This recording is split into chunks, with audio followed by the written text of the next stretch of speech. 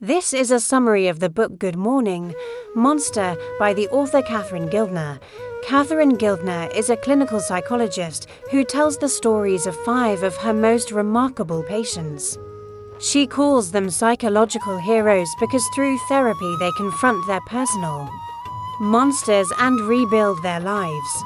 All 5 suffered abuse or neglect as children, and the book shows how those early wounds shaped their adult struggles. Ultimately, Good Morning, Monster is optimistic. It demonstrates that with courage and support, anyone can heal from the past and achieve a happier life. His employer notices he feels no grief and sends him to Gildner. Slowly, Danny opens up. He grew up in a loving remote community. But at age 8, he and his sister were forcefully taken to a Canadian residential school where children were forbidden to speak Cree and punished severely for it. Danny was physically and even sexually abused by the priests there. Decades of this treatment taught him to numb all feelings to survive as an adult.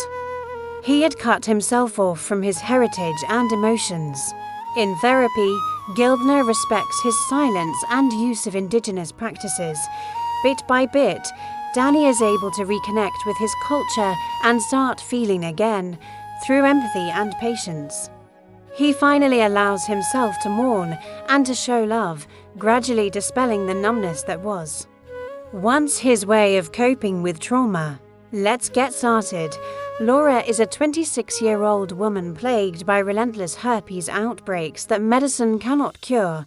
Her doctor suspects stress and refers her to therapy.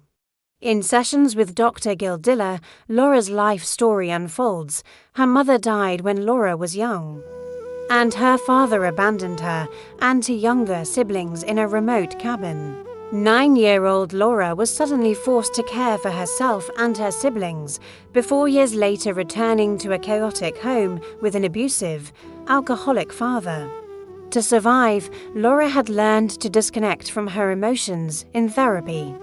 She gradually recognizes her buried anger and pain by revisiting those childhood wounds. Laura begins to understand how stress triggers her illness. This awareness gives her power to cope, showing her that the monster of her past no longer controls her mind and body.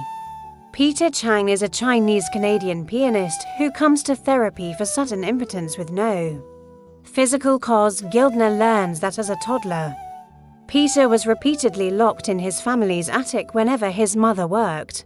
He survived by pouring his feelings into the piano, which became his emotional secure base. Over years of neglect, Peter never developed a normal sense of emotional attachment to anyone. As a result, his adult body protects himself. Intimacy triggers a panic response, so he becomes impotent.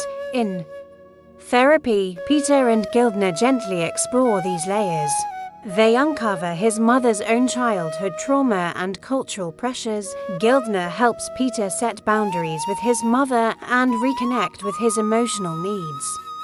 Slowly he learns that it is safe to trust others, and that the music, which once was his only refuge, can also become a joyful part of life, not a crutch.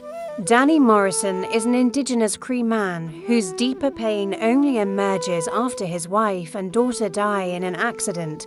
That was a summary of Good Morning, Monster. If you enjoyed this video, please like and subscribe.